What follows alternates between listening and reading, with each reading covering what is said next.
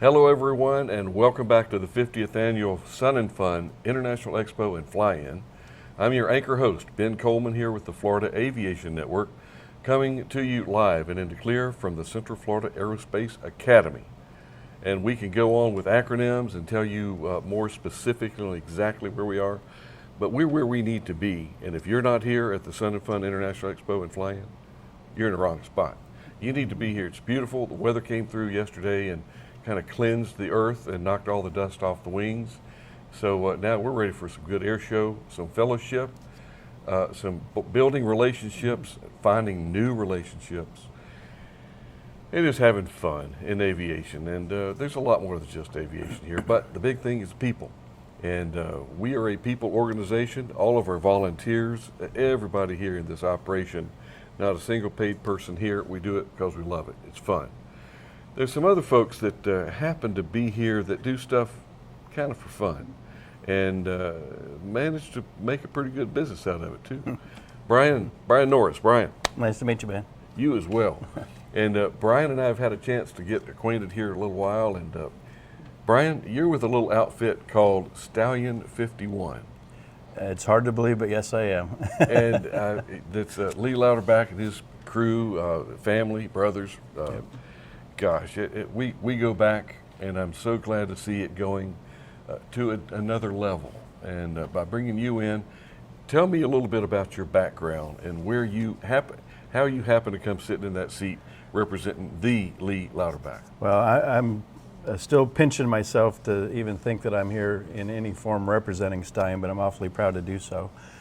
My background, as we discussed briefly, is my dad was a Marine aviator, and I idolized my dad growing up. My parents were divorced at an early age, raised by my mom in Las Vegas, and I'd spend my summers with my dad, and I'd get to ride with him out to the squadron and watch him take off in his A4. So I decided, the time I was about 8 years old, I was going to be an A4 pilot in the Marine Corps and hopefully fly formation with my dad someday. I actually went so far as to go back to the same college my dad did, studied for the same degree, had two of the same professors as my dad, and got accepted into a commissioning program in the Marine Corps called PLC. And it's a bit of an odd program as far as most people think OCS. They actually split your OCS training into 2 summers. So between my sophomore and junior year of college, I went back to Quantico, Virginia, and got yelled at and chased through the woods and did all that stuff. I went back, completed my junior year of college, went back for my second summer of PLC, and was, just on track. I had a flight contract. I was going to go to flight school. And 5 weeks into the last 6-week summer, I ended up, my knee had been getting progressively worse, and it got to the point where I just couldn't complete the training, so they dismissed me. NPQ is the term they use, not physically qualified, so I actually got dismissed from the program. I'd already made plans to get commissioned by my dad on the steps of the Iwo Jima Memorial, so it was pretty devastating for me. Those were some dark days, Brian. Yeah, it was very, very unexpected. I had never made a plan B because there was never a question of what I was going to do with my life. I was just going to go be like my dad. And went back home to Las Vegas and ended up working for an engineering supply company, learned computers, and started doing some computer work. And one day there was an air show out at the Boulder City Airport just outside of Las Vegas. And I don't know how many people know, but the Thunderbirds are based in Las Vegas. So I was like, well, heck, I'm going to go watch the Thunderbirds fly. That's, what's better than that? And saw the whole air show and saw this little black biplane, little Pitts flying around. And I knew what a Pitts was because my dad owned a couple of EAA biplanes and actually flew air shows when I was a kid. And I was just stunned at what this person was doing in this little black biplane. It just didn't make sense that it was even aeronautically possible. And I wrote a letter to the people that ran that show asking if I could get the guy's phone number or something. Of course, they wouldn't give me that, but they gave me his address. So I wrote him a letter, told him it was the most amazing thing I'd ever seen. I have no credentials. I wasn't even a pilot back then. I had soloed, but I didn't complete my training because I figured the Marine Corps was going to take care of that. But I had to be a part of what I saw. That was just the most amazing thing. And I got a letter back from this guy that was very, well, I won't say very little known. Nobody knew who he was really in the air show world at the time. And it's this he kind of made a little bit of a name for himself over the years. His name was Sean D. Tucker. So, so I ended up hooking up my wagon to Sean, and was with him for almost 25 years full time. So Wow. elevated up to being his operations coordinator. I was his narrator, mechanic, crew chief. Did all the rides in our Extra 300, and it was through 25 years of doing air shows full time that we refer to as our air show family, and that's where I first met Lee and Angela and pretty much everybody else that we consider to be part of our family. So in about 2008, I got married.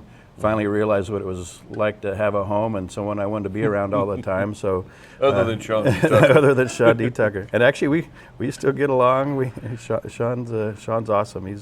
He's done so much for me, and he'll never know what all he's done for me. But knowing Sean the way I know him, he knows. yeah, well, he we had some pretty good times, and I used to ferry the biplane, which is pretty cool, knowing that, that airplane that we helped design and build and maintain is now hanging up at the Smithsonian, and I got probably a couple hundred hours in it, so that's kind of a neat feeling. And finally left Sean to spend more time at home, and started up my own company doing aircraft maintenance and pilot services. I manage and fly a couple turbine airplanes, Citation and a Pilatus. Pilatus not so much anymore, and then just through an amazing series of events, last September got a message from Lee wanting to know if I'd be interested in joining the company as the newest instructor, and my wife can vouch for me. After I quit crying, it happened. So and now I live over in Spruce Creek. I'm not too far away from Orlando in the grand scheme of things, and fortunately I'm able to fly over there most afternoons. So, but occasionally I have to drive. So for those of you familiar with the Orlando traffic, dangerous trip. So either 30 minutes in either an Extra 300 or a little Piper Warrior, or 90 minutes in my Toyota Tacoma. But it's all good because I always end up at Stallion in the cockpit of either a Mustang or a T6.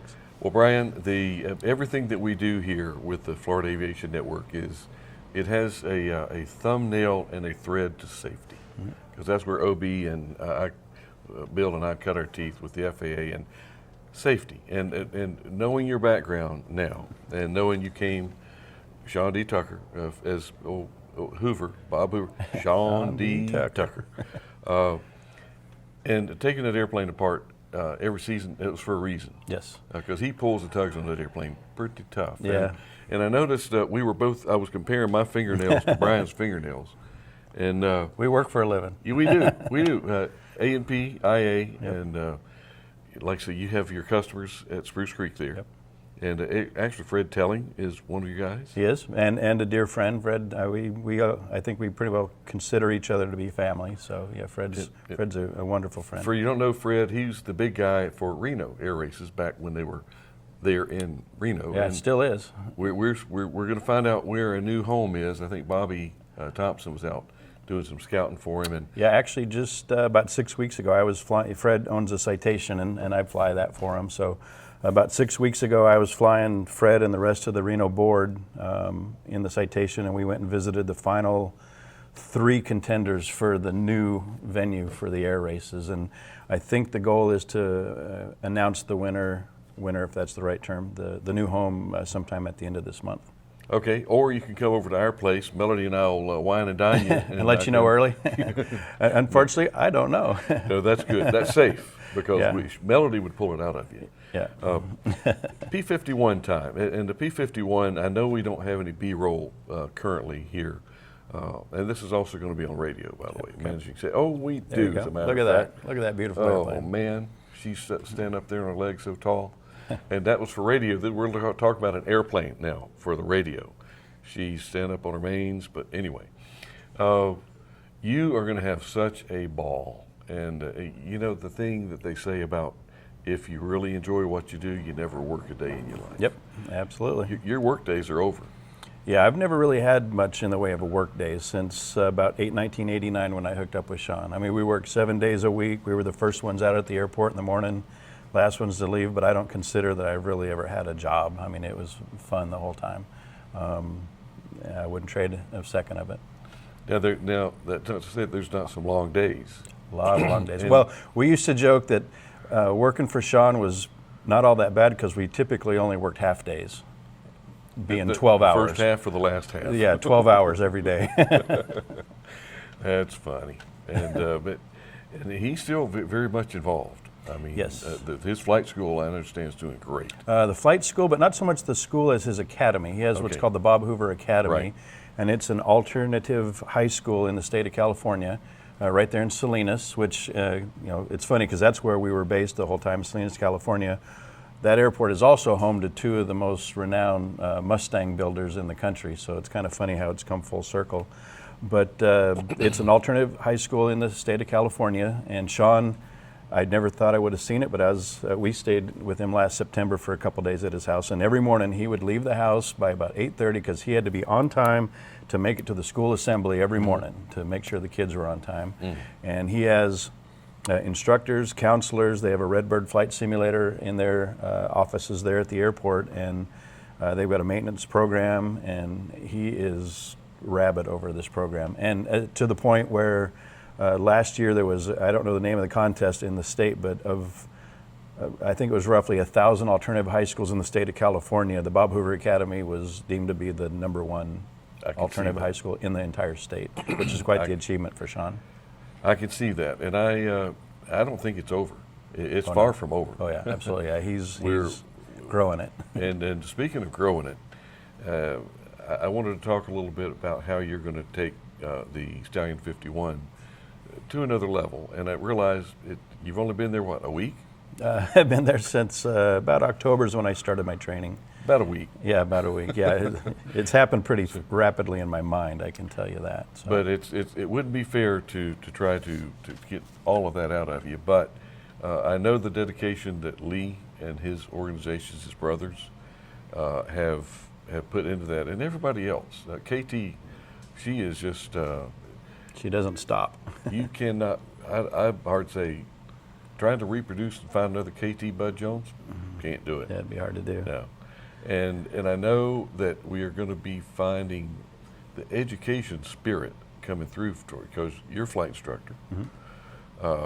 And the thing that a good, true, honest flight instructor does is they like to teach. Yep. I love to teach. And you love to see the success of your students.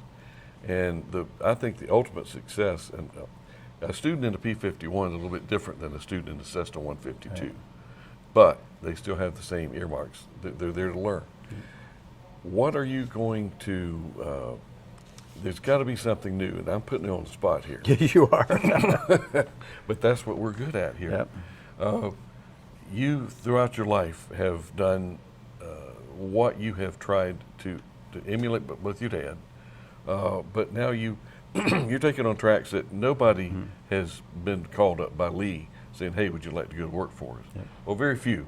I'm not going to say nobody, but very few people. You bring something to the table that he doesn't see in just everybody else.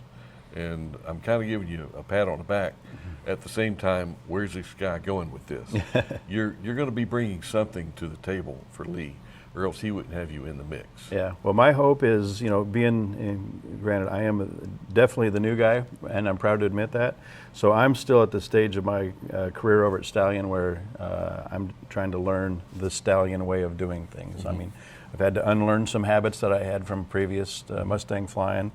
We talked before the show today that, I've got a little over 400 hours in a Mustang, and I've always said that I would trade all 400 of those to do a real 10-hour full checkout at Stallion, because they teach you to fly the airplane, to use one of Sean's terms, to the edge of edges. They want you to know where those edges are.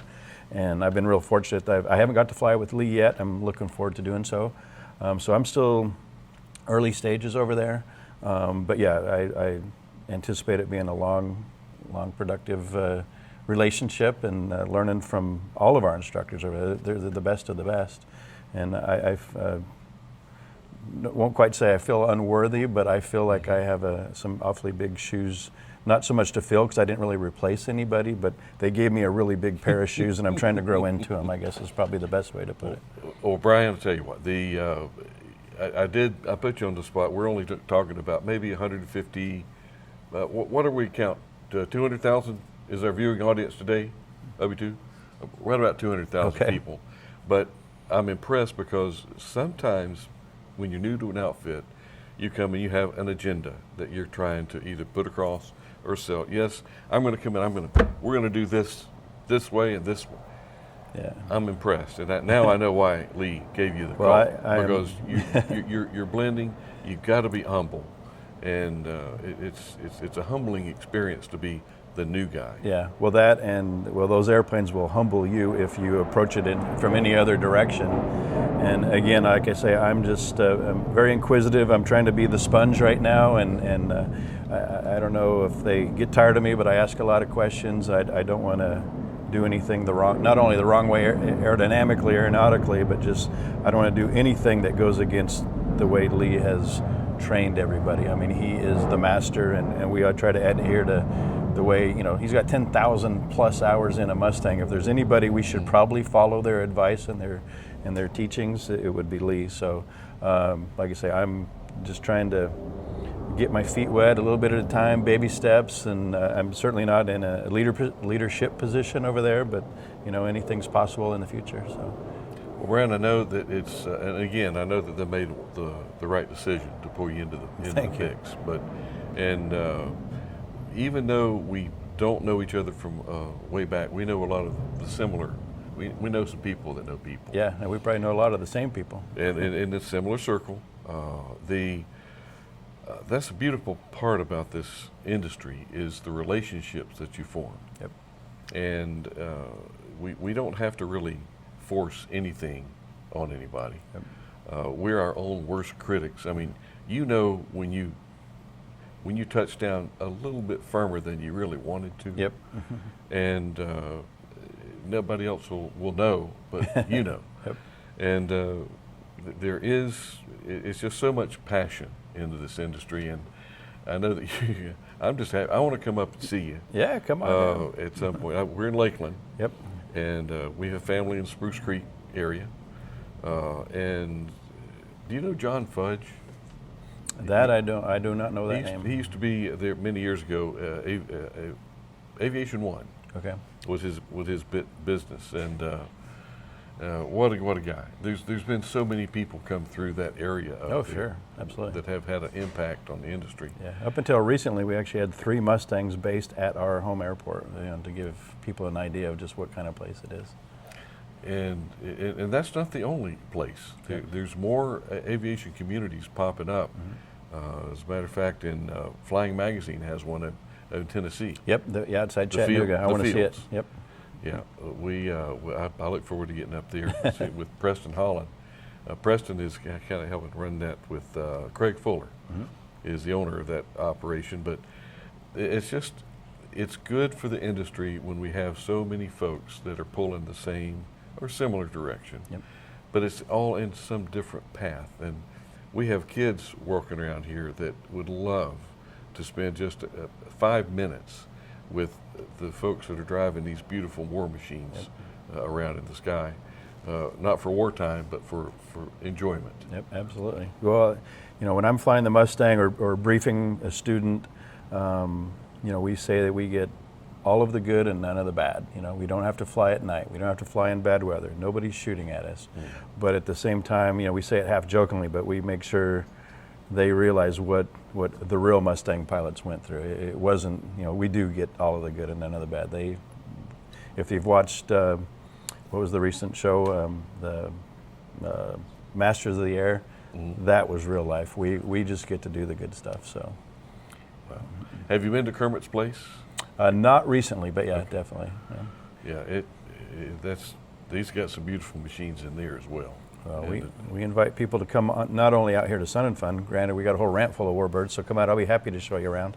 Or make your way over to Stallion, and we got some beautiful machines over there as well. That sounded like a personal invitation. Come on out. Is that a personal invitation? Well, yeah, absolutely. I am working I am volunteering at the Stallion 51 display on the Warbird ramp. My wife is actually managing the display. I've been telling everybody I'm there mainly to be her gopher. So if she doesn't have me going to get some ice or water or something, and you have questions about the Mustang, I'll do my best to answer it. If I can't, I guarantee I know people who can. If you want to discuss what it's like to come over and fly at Stallion, One of the misconceptions is at Stallion that we only do like Mustang or T6 checkouts, but we do a lot of what we call orientation flying. So if somebody wants to come experience a Mustang for an hour, and we're very proud at Stallion to say that we're not just going to throw you in the airplane, fly you around for an hour and say, how was that? What we do is we do the takeoff together, and from the time the wheels are up, you are flying the plane, and we will do the landing together. But we are very proud to say that unless I'm demoing something, you're going to fly the airplane at least 95% of the time, and that's what we do. It's a program, and I'm looking forward to coming and hanging out with Rick, Pete, you underneath the belly of a P-51. Yeah, absolutely. I can polish.